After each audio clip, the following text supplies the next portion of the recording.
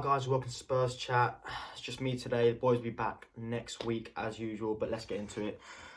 So Spurs 3, West Ham 3, and what can I say? I'm not going to sugarcoat it. That was fucking embarrassing. It was fucking embarrassing and it was pathetic. 3 goals conceded in 8 minutes against an almost relegation team last year. No words. It was absolutely embarrassing. And everyone online saying, you know, 5th game of the season, long season ahead, you know, take the positives out of it. But what positives were there? Yes, Kane and Son played amazingly, but they play amazingly every game. Do you know what I mean? You can't look at that as a positive because our attack's been good all season. I'm sorry, there's no positives from fucking up a 3-0 lead against West Ham in 8 minutes. There's no positives from that. There's no positives. It was an absolute disgrace. And we're not winning the league. We're not winning the league. I'll be honest with you, first 10 minutes, 15 minutes in, I thought, you know what, this year, if we can get the bounce, you know, beat United last week, beat West Ham now, got a couple easy games, and if we go through that period where we play, I think it's City, Chelsea and Arsenal like 3 weeks in a row. If we can get like, you know, 2 wins and a draw or a couple draws and a win, I think, you know what, we might have a chance to do something here. But nah, you can't win the league when we have that mentality, when we can't hold results, and it's just so typical Tottenham. But anyway, let's get into the video. Let's go through a few talking points, and yeah. The first half was excellent. Let's all be honest, that first 10 minutes in, what, we 1-0 up in 2 minutes, 2-0 up in like 6 minutes, you know, 3-0 up in like 12, 15 minutes. It was amazing. I thought we'd go on to go win 6, you know, 6, even 7-0. I thought it was going to be an absolute shit show. I thought it was going to be an absolute embarrassment on West Ham's behalf. Son, fantastic finish, but let's talk about Harry Kane for a second. I'm not going to go too much into it. We can talk about him for hours, but he's world class. Best striker in the Premier League. And finally, fans around the league, they're starting to admit it. Always talk about Aubameyang, about Aguero, but no, we all know now Kane. Even Carragher said, I think last night, that Kane's probably one of the best passers in the world, and that's true. I mean, he was playing cam CDM, he was playing all over the place, but without him, we'd be fucked, in all honesty. Like, what a pass for that goal, and what a finish. That Megs, it was beautiful. Harry Kane and Son and Beeble, we're not going to talk about it too much because we all know how good they are, and they're going to be key for this year if we want to try and compete with our top 4. As I said, I don't think we'll win the league, but you know, we could win a trophy. We've got the quarterfinals of the League Cup, we've got the FA Cup, we've got the Europa League, and I think they're going to be key for that. But yeah, they really impressed me, and I'll be honest with you, Højbjerg is someone that I admitted on the show last week that I judged him too early. I didn't think he was a great player after the first couple of weeks, but I think he's really standing out now. He does the dirty work. He does the little simple things that most fans wouldn't see. Like, you know, wins the ball, does a simple pass, does a pass to the assist. And I thought he played really well that first half as well. And I think the game in general as well, obviously until the last 10 minutes. And Ndombele was class again as well. I think taking Ndombele and Son off, we'll talk about Jose Mourinho in a second, but taking Ndombele and Son off and bringing on Winks and whoever it was, I think that was one of the errors as well that led to the collapse towards the end. But I think Ndombele, I think he's really working hard. He's getting fitter. You can tell he's lost some weight. You know, he's got more passion. And I think Mourinho's seen that as well. But Bergwijn, unfortunately, didn't impress me. Bergwijn's a bit of a sticky one because you think he's got so much talent. He's young. He can do a lot for us. But then again, he's yet to impress me. He's had a couple of good games, but that's all really. And I don't want to hate him too early. I still think he's young. He's only 21, 22. But yeah, he didn't play great this week. And I think when Bale gets fit, I think Bergwijn's gonna be a second choice. You know, I think it'll be a good impact sub to come on with 10, 15 minutes. But, you know, first half in, I think a lot of Spurs fans would agree. I thought we were going to go in, win that 4-5-0, you know, get a few more goals second half, kill it off, and that'd be, you know, an enjoyable weekend. But obviously, that's not the way it went. So, yeah, let's move on to the second half. Yeah, so the second half, it's where it gets a bit annoying for me again because I don't want to be, I'm not Jose out. I'm not Jose out. I think Jose is going to win us a trophy. I think he's getting the players that he wants. He's building the team that he wants. And I think we are going to be successful in the next few years. And I really do think we could have a title challenging season maybe next year or the year after once the squad, you know, it gels completely and it all works out. But that second half, I think, was wrong tactics again. You know, obviously last week was amazing, 6-1 against United. But we have to bear in mind they did have a man sent off. We still played excellently. But I look back to the game against Newcastle where we absolutely dominated that first half. Son hit the bar about 3 times. You know, we should have been 4-5-0 up at the first half. We go into the second half, all fans thinking, you know, we're going to go finish it off, get 2-3 more. And again, the same today. We thought, you know, we're 3-0 up at the half. We'll go get the 4th, maybe the 5th. Game over. Then sit back for the last 15, 20 minutes. But again, he did the same thing against Newcastle. He just sat back right from the 45th minute. Second half, whistle blows. We just sat back. We did nothing. We were awful that second half. We weren't awful in the sense that, you know, we were being dicked around, but we weren't great. No creativity. Can't remember a single chance we had until that Bale one in the 91st minute, or that someone when the ball came in, but obviously keeper doesn't get there anyway. But again, same as Newcastle, he just sat back. You can't sit back. Like, I don't want to disrespect our team, but we're Tottenham Hotspur. We are not good enough. Our defence is not good enough to hold pressure 45 minutes straight. We are not good enough. We do not have that good of a defence to hold pressure. I know Mourinho defensive masterclass, but it wasn't. You get that fourth goal, you kill the game, and then you hold for 20 minutes. I believe we can hold for 20 minutes when we're 4-0 up. But even at 3-0, I just knew as soon as they scored one goal, I was saying to everyone I was sitting with at the pub watching the game, I knew as soon as they scored one goal, no matter what time, I knew they were going to come back into the game. The same happened when we played them for Mourinho's debut. We tried to hold off that second half when we came 3-0 up, and they scored 2 late goals, and we got away with it. But we are not good enough yet. Not good enough at all to hold on for 45 minutes in that second half. We've got to kill the game. We were all over them. Get that fourth goal, get that fifth goal, get the attack going, then kill the game. We are not good enough to hold it 45 minutes. I think that's a massive error. And Sanchez, I'm calling him out. Absolute liability. I know he's 23, 24, whatever, but he's not good enough yet. He's a backup player. He's a Europa League or a League Cup, FA Cup. He's in that squad, that B team. He's not good enough. Yeah, he's physical. Yeah, he's fast, but his defensive positioning is awful. That own goal was awful. I remember against obviously it was last season, but only a couple months ago against Sheffield United, where he just watched the ball. He is not good enough to play for us at centre back, starting every game. And that's what I'm hoping. This Joe Rodon we signed. I don't know much about him, but talking to a lot of mates I have in the Championship, that watch him. Apparently, he's one of the best defenders in the Championship last year. He's obviously only 22 years old, and hopefully he can he can be good and provide competition for that centre back role. But yeah, our defence isn't good enough.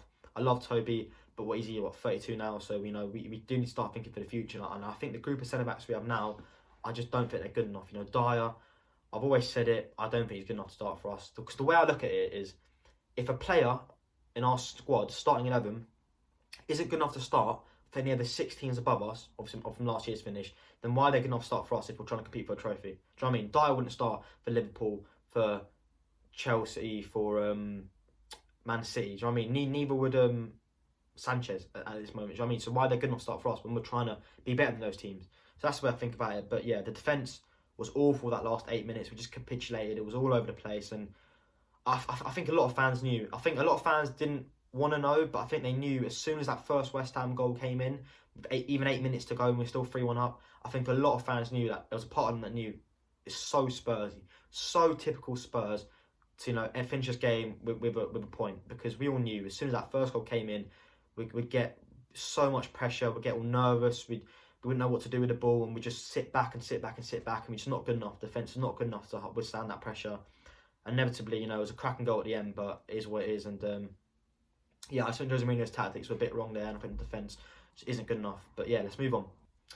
Yeah, so to blame for that third goal, and I think for the capitulation itself, a lot of people on Twitter and online, especially on my Instagram as well, are saying, Aurier could have smashed the ball away, Winks could have smashed the ball away, and blaming them too. But look, I'm gonna get a lot of hate for this, right? But I was very annoyed at Gareth Bale as well, personally. Yes, I'm not saying it's Bale's fault. I'm saying defence, obviously, the whole team in general, defensively towards the end, we just completely fucked up. On Aurier should have cleared it. Winks, don't know what he was doing, should have cleared it as well. I don't know what, you don't take a touch there to try to beat a player, just edge of the box in 94th minute. No, you whack that away, full-time whistle blows, game over. But Bale, I'm sorry, 91st minute. Yes, he did the hard work. He did incredibly well. That a beautiful bit take around the 2 players.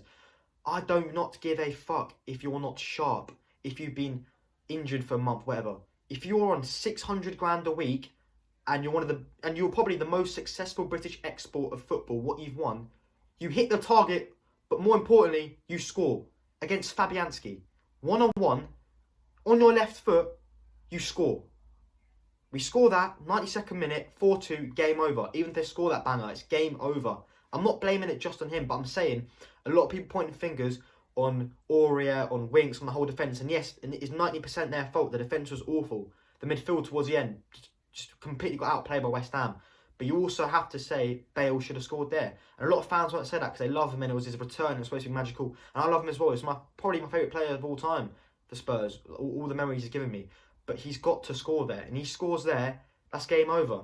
Can you imagine if that was Ericsson last year missed that? Everyone would be slating him. Do you know what I mean? I'm not trying to slate Bale, but I'm also saying it's got to be a collective responsibility. And Bale, he has to get that. He has to score that on his left foot.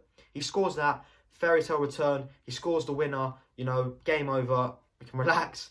But nah, and I think I'm not blaming it just on him. Don't get me wrong. It should have scored, but I'm not blaming it on him. I'm just saying we can't just pick out players like Aurier and Winks when it was a collective. It was a collective. Like, we crumbled collectively as a whole team that last 8 minutes. As soon as that first goal came in, collectively as a team we crumbled. So I'm trying to say we can't just blame the players that always get blamed. Always get blamed Winks and Aurier because, you know, they're one of the weaker players in the squad. They always get blamed, but we have to look at everywhere in the squad. And it just wasn't good enough as a collective when it came to that last 10 minutes.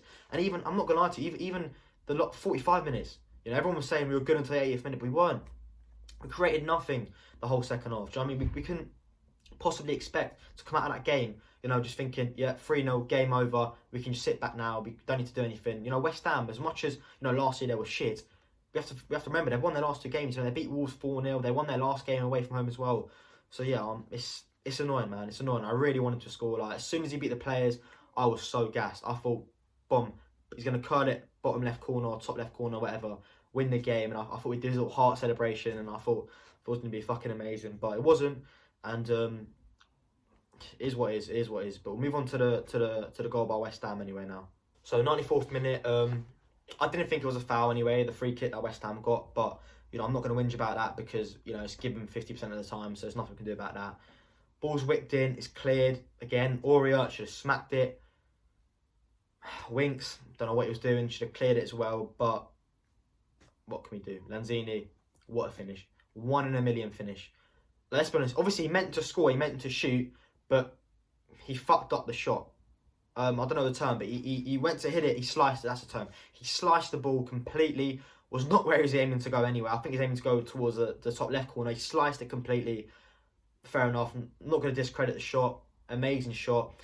Lloris, people say could have done better, but from what I remember, it came in off the bottom of the crossbar, so I don't think there's anything to do about that. Devastating, honestly, heartbreak, and it was shit. What can we say? It was fucking shit. And I think for a lot of Spurs fans, I've seen a lot of reactions online. I think everyone literally just went silent. I was in a pub, a lot of West Ham fans, you know, giving it all. Because I was giving them all after the first 15 minutes, you know, saying it's going to be a long day, it's going to be a long day. You know, as soon as they scored, they're taking their tops off, celebrating, you know, got to accept it. It was shit. I was pissed off. I'm still pissed off now.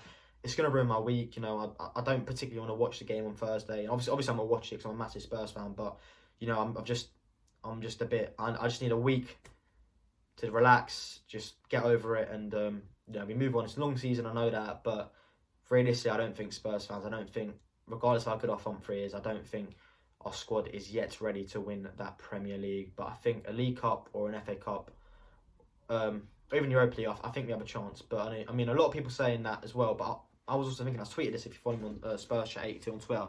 I was thinking, how can people expect us to do well in a Europa League or an FA Cup if we can't even maintain a 3-0 lead with 8 minutes to go? How are we supposed to win across 2 legs in a knockout competition? Do you know what I mean? So that is the worry. We've got to fix that. We've got to fix that mentality where most teams, when it's 3-0 with 8 minutes to go, it's game over. You don't fuck that up. It's a 1% chance you fuck that up.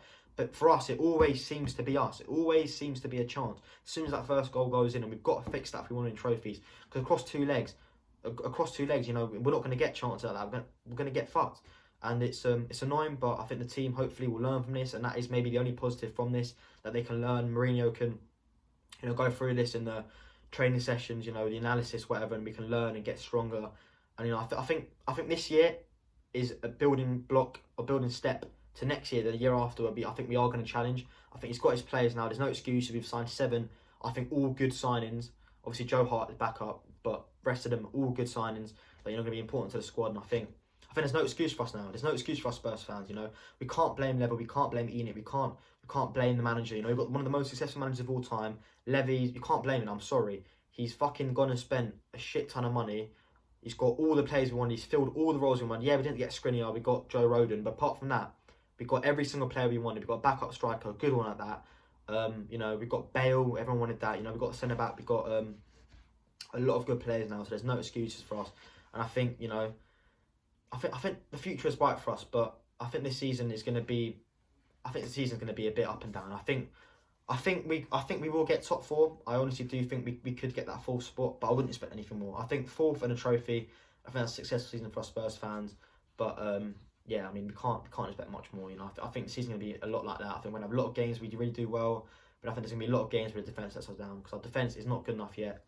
I think that's gonna be a major issue this season. But you know, hopefully, Mourinho fixes that, and you know, we can do something. But yeah, 3-3, shit result, annoying result. West Ham probably make a t-shirt about it. Fuck them. But yeah, we move on. I think next game is the Europa League on Thursday. Look, no disrespect to whoever we're playing, but we should be winning that. Anything less apart from a win there is a bit embarrassing. We should be finished top of our group. But yeah, I think that's it. Enjoy the week, lads. Disappointing result, but we move on. Come on, you Spurs.